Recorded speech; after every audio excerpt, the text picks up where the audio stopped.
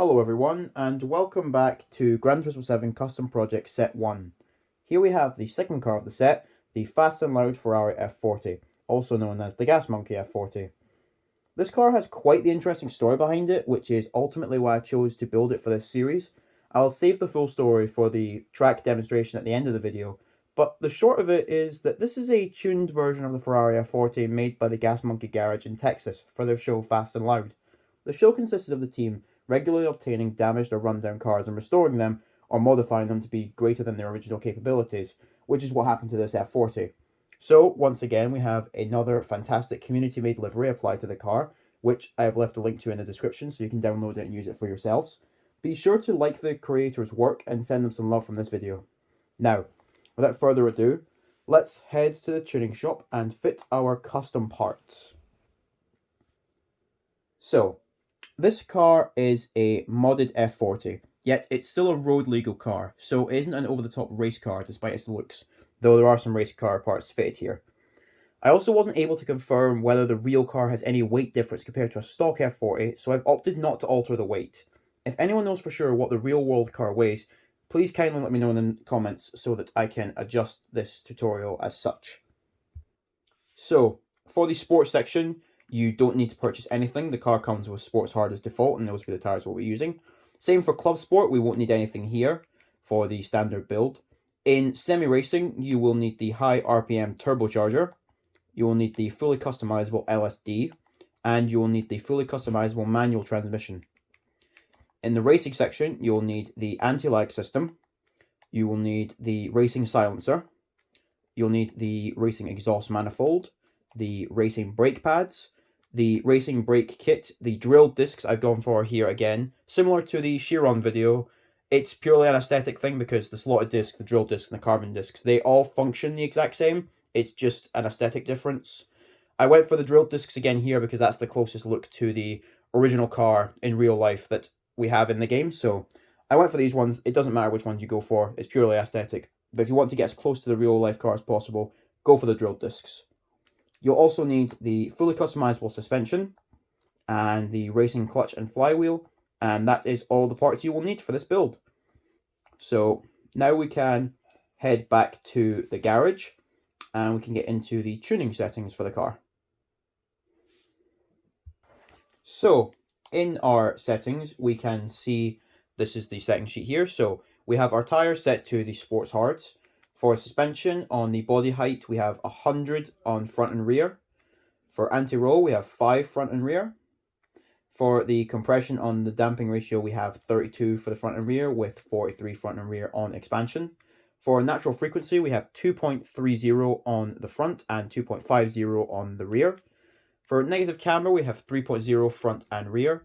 Then for the toe angle, we have 0.05 toe out on the front and 0.15 on the rear towed in. For the differential settings, I've gone for 5 on initial torque, 15 for acceleration sensitivity, and 20 on braking sensitivity. They're all on the rear since we can't adjust the front because this is a rear-wheel drive car, not four-wheel drive. So, in the next section, the downforce is unaltered, the ECU is untouched, ballast and power restrictor are not used. For the transmission, we have the fully customizable manual transmission fitted here, with an automatic setting of 340 kilometers per hour. For nitros, obviously we haven't fitted that. In the turbocharger section, we can see we have the high RPM turbocharger equipped, and the anti-lag system is on, set to strong by default. You can adjust this if you want to use this in fuel races, because the anti-lag increases your fuel usage, but for standard use, the strong anti-lag is on, gives better performance and all that. So, in the silencer section, we have the racing silencer equipped, and we have the racing exhaust manifold also. We have our racing drilled discs, our racing brake pads, and then over here we have the racing clutch and flywheel. So, now that we have the car set up, all that's left to do is take it out to Sardinia and see how it performs. So, now that we're on the track, let's tell the story of this car. One day, an F40 owner crashed the car and wanted to get it fixed. So he contacted Ferrari, but they told him the car was pretty much totaled. It was near unsalvageable. Even if they were to fix it, it could take more than 3 years, and it would be prohibitively expensive. Scrapping it would be the best option according to Ferrari. The owner of the car decided it would be better to sell the wreckage rather than see it get scrapped.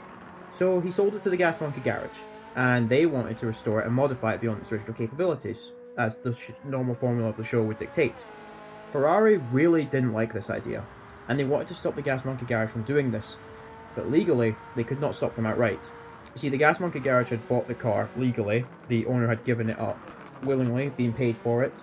Everything was done legally, everything was done normally, so the Ferrari dealerships had nothing to stand on. They had no way of legally stopping them from doing this. So Ferrari decided to get a little bit creative, a little bit sneaky with their way of stopping this project from advancing any further. They decided to stop sending any F40 parts to the entirety of the United States in an attempt to stop the project from advancing.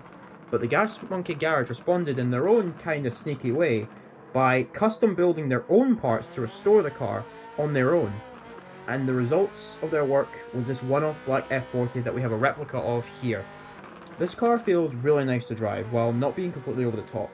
It's kind of like bringing an F40 into the 21st century, upgrading it to have similar specs to supercars of the time that the Gas Monkey Garage built it, which I believe was their actual aim, to try and make a more modern F40, taking the great work that was already done, but bringing it up to the supercars of their time. So, with that said, that will be it for this video. Stay tuned for others in the series, with a new video coming out tomorrow. Let me know what you think of this build if you decide to use it. I hope you learned something and were fascinated by the story of this car as I was. So, thank you all for watching, and I'll see you next time.